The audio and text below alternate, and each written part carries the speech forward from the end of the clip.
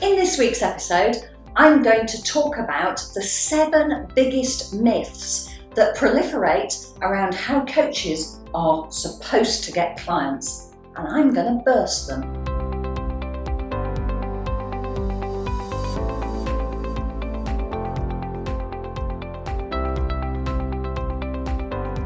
Myth number 1, if you find your first couple of clients, the rest will come by referral. Wouldn't it be fantastic if that was true? Wouldn't it? If it was true, then the 82% rule wouldn't follow, would it?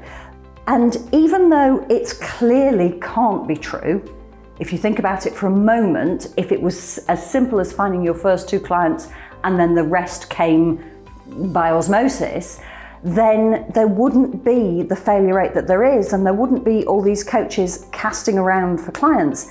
And yet that myth is still in existence. And I talk to highly intelligent coaches who haven't quite started marketing their businesses, but who say to me, oh, it's all right, once I've got the first couple, the rest will come by referral. It's a myth. Myth number 2, just talk to your contacts. And the other version of that, speak to 5 people a day about your new business. If either of those were true, we wouldn't have the coaches who are struggling to find clients, and we wouldn't have this failure rate of 82%, would we? Just talk to your contacts is all very well if you have contacts. Now, there are some coaches who arrive at coaching much later in life following a stellar corporate career in which they have already built authority, credibility, and a sound reputation. And that kind of coach can go back to their little black book of contacts and have some interesting conversations, and may well be able to build their coaching business from those conversations. But that's not the majority. It's interesting because those who do that think everybody can do it. And of course, the rest of us who don't have that little black book don't have a place to start. Talk to 5 people about your business every day is not sound advice for a coach, because what 5 people? What do you talk about? What are you supposed to say? How do you know they're interested? What if they're not interested? That talk to 5 randomers a day about your coaching business is the fastest way to absolutely lose all of your mojo to do with client acquisition. I strongly recommend you don't start trying to talk to randomers about your coaching business. Myth number 3, deliver some pro bono coaching. Make it fantastic, and then the people that you've coached for free will send you referrals. That doesn't work quite like it sounds like it should either, I'm afraid, because one thing that pro bono clients are very good at doing is referring other people who want coaching for free. And that's not what you want to be doing. You want to be charging a professional rate for your coaching. And so delivering a coaching program for free isn't the best way to go about that. Let's just take a moment to think about it. I've spoken to so many coaches from all over the world who have all had what felt like a great idea when they were struggling to find paying clients. And their idea was this: I know, I will deliver an entire coaching program to a coachee who won't pay me for it, and it's going to be a win-win because they will reach their goals and I will have a delighted client who will refer people to me and who will give me great testimonials.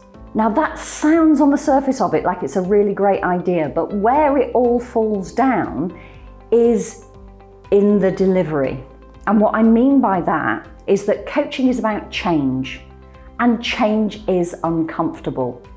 And the person that you're delivering the coaching program to for free to, well, they don't have the same stickability as a paying client does. And what I mean by that is that when this change gets hard, and change is hard, if it wasn't, there wouldn't be a coaching profession, would there? But when it starts to get hard, they start to give up. Now that giving up doesn't go along the lines of, hey coach, I'm really sorry, this is starting to get hard and I'm starting to feel uncomfortable about it, so if it's all right with you, I'm going to leave it there. That's not what happens at all. What happens is your client becomes unreliable.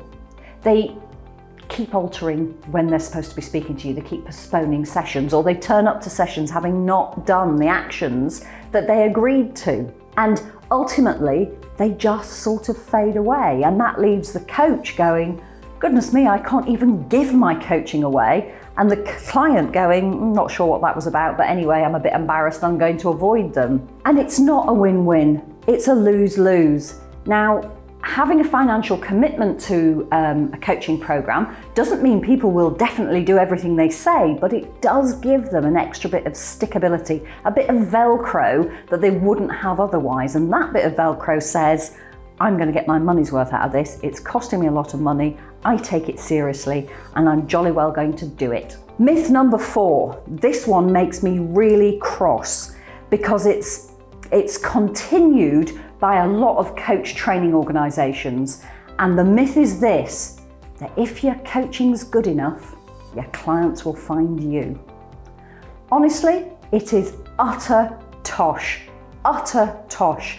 Your coaching skills, no matter how fantastic they are, have nothing to do with your client acquisition skills. Let me just quickly remind you that if you imagine an old-fashioned pair of weighing scales with 2 distinct halves, and these 2 distinct halves of your coaching business each have 50% of the skills that you need to run a financially viable coaching business. On one side are your delivery skills. That's where your coaching sits. And that side can be perfect. It can be utterly perfect, but it's still only 50% of your business. On this side of your business sit the skills that you use to create the opportunities to do that delivery. And if you don't have this side, which is sales, marketing, and business development, if you don't have this side with as many skills in it as this side, it doesn't matter how fabulous your coaching is. Your clients won't find you because they won't know you exist. Myth number 5. The reason that coaches struggle to get clients is because they're not charging enough. They should be charging £900 a session. I actually had that conversation with a guy who's been coaching in the corporate space for about 5 or 6 years since he left his stellar career in that industry. And I refer back to my previous example about the little black book. This guy had a little black book. He opened it, he had coffee conversations with half a dozen people, got his first couple of contracts, and he charges £900 a session. Now, if you look at another coach who may, for example, have taken 10 years out to bring up her children, and so she left as a mid-level manager when she had her children, and when she returned to the workplace, she returned as a mid-level manager with a 10-year gap, that coach is not going to have the same book of contacts to refer to, is she? And so just saying that you should charge more is an utterly ridiculous way to say that the coaching industry is broken. You know, it's broken because we're not charging enough. Nonsense. Number 6, you don't need a niche. You can coach anyone.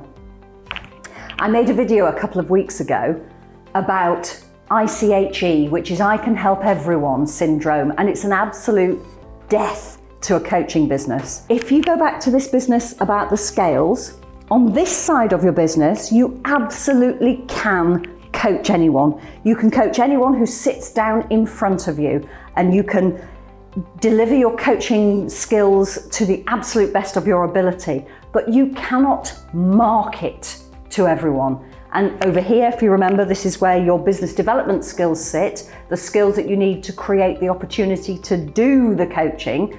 You can't market to everyone because they can't hear you. Let me explain what I mean. We see between 3,000 and 10,000 marketing messages a day. It depends where you look, which stats you get, but somewhere between 3,000 and 10,000. Let's go halfway, let's say 6,000, 6,500. That is an awful lot of ads.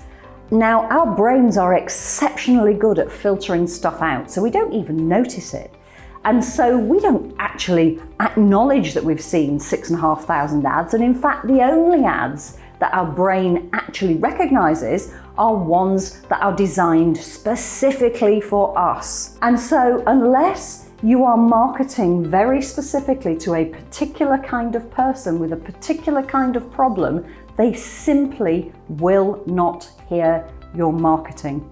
To give you an example, Seth Godin example of how this works, if you imagine that your marketing message is a thimbleful of ink and the Atlantic Ocean is everybody, if you drop your thimbleful of ink into the Atlantic Ocean, it will not make a difference to the colour of the water. But if you take a sink full of water and you drop your thimbleful of ink in, then it will make a difference to that water. That smaller section, that subsection of the Atlantic, if you like, is small enough that you can be heard. You can make a difference to the colour of the water. So please let go of the idea that you can coach everyone, and let's focus on the idea that you do need a niche, because it's not about who you can coach on this side, it's about who can hear your marketing message. The last one, the last myth, is the one that says, I've got an executive coaching qualification, so I'm going to coach in C-suite. Now this one's a bit difficult because there are lots of emotions attached around this, but just because you have an executive coaching certificate, qualification, diploma, whatever it is, doesn't mean that you are credible to people in the C-suite. What I mean by that is the piece of paper on its own is not your pass to that level of executive. It doesn't mean that you can't build your credibility and become a C-suite coach, but unless you have credibility in your career to date, you won't get through the door. Now, I know that there'll be coaches watching this that go, well, I coached this, that, and the other person who's C-suite, and I don't have any credibility. That is a possibility. There is a possibility that you might end up coaching somebody at the level that you want to when you have no career credibility yourself. But the point about marketing is it takes the possible and turns it into the probable. So take it from me, the fact you've got an executive coaching certificate on its own is not enough to get you access to the C-suite as a coach. Don't forget to subscribe to the channel and hit that notification bell so that you never miss a video from us about how to build a coaching business that's financially and emotionally fulfilling.